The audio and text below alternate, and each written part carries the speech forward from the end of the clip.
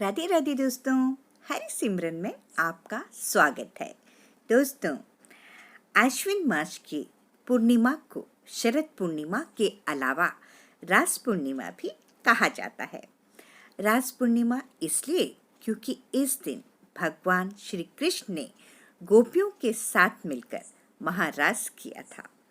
गोवर्धन पर्वत के पास बसे पारसोली गांव में शूरश्याम सरोवर पर शरद पूर्णिमा की चांदनी रात को जब श्री कृष्ण गोपियों के साथ नृत्य कर रहे थे, तब चंद्रमा भी ये नजारा देखकर एकटक ठहर गया था।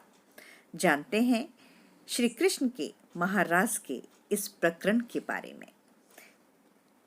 एक मान्यता के अनुसार गोवर्धन धाम से करीब 2 किलोमीटर सौंख गांव की तरफ चलते हुए रास्ते में शूरश्याम चंद्र सरोवर दिखाई देता है। मान्यता है कि शरद पूर्णिमा की रात को भगवान श्री कृष्ण अपने सखाओं के साथ यहाँ आए और मुरली बजाने लगे।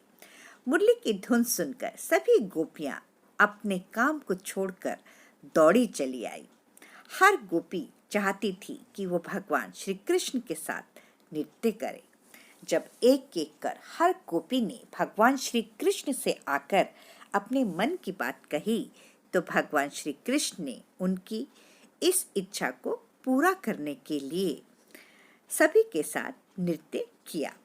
एक ही समय पर श्री कृष्ण हजारों रूपों में हर गोपी के साथ नृत्य करते हुए नजर आ रहे थे। ये दृश्य इतना मनभावन था कि इस महारास को देखने के लिए चंद्रमा ने अपनी गति को स्थिर कर दिया था। महारास में चंद्रमा इतना खो गया कि 6 महीने तक भोर नहीं हुई। ये महारास 6 महीने तक लगातार चलता रहा और इसी बीच भगवान श्री कृष्ण का महारास देखने के लिए भोलेनाथ भी स्वयं खींचे चले आए। लेकिन जैसे ही वे वहां पहुंचे, गोपियों ने उन्हें दरवाजे पर ही ये कहकर रोक दिया कि यहाँ सिर्फ गोपियां ही आ सकते हैं। फिर इस अद्भुत पल को देखने के लिए महादेव ने गोपी का रूप धारण किया और महारास में शामिल हुए। उनका यही रूप गोपेश्वर महादेव कहलाता है। पंडित पूर्ण कौशिक जी ने कहा कि महारास के समय शरद पूर्णिमा का चंद्रमा 6 माह तक स्थिर हो गया था। उस समय चंद्रमा की शीतलता से जो घनीभूत अमृत रस धरती पर गिरा, वही रस एकत्रित होकर सरोवर बन गया।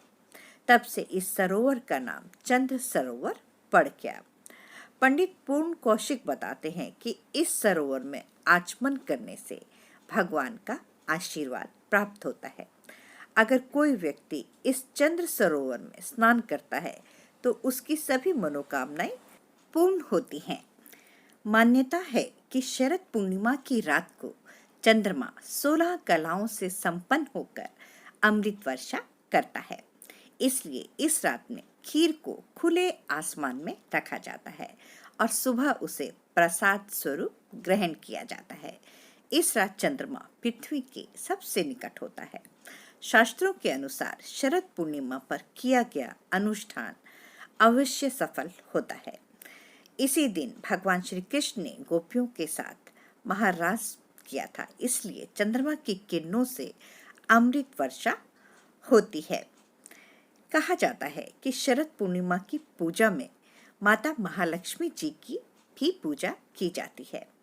मान्यता है कि इस दिन विधि पूर्वक व्रत करने से सभी मनोकामनाएं पूर्ण होती हैं। शरद पूर्णिमा का दिन सबसे शुभ माना जाता है। इस दिन मांगलिक कार्य किए जाते हैं। इस शरद पूर्णिमा को मनाने के पीछे एक वैज्ञानिक आधार भी है। शरद पूर्णिमा की रात चंद्रमा धरती के बहुत करीब होता है, इसलिए चंद्रमा के प्रकाश में मौजूद रासायनिक तत्व सीधे सीधे धरती पर गिरते हैं। तो इसलिए खीर को जब खुले आसमान में चंद्रमा की शीतलता में रखा जाता है, तो चंद्रमा की किरणें उन पर पड़ने से एक विशेष तरह के पोषक तत्व उस खाद्य पदार्थ में मिल जाते हैं जो कि हमारे लिए परम स्वास्थ्यवर्धक होते हैं। हरिओम तत्सत। जय जय श्री राधे।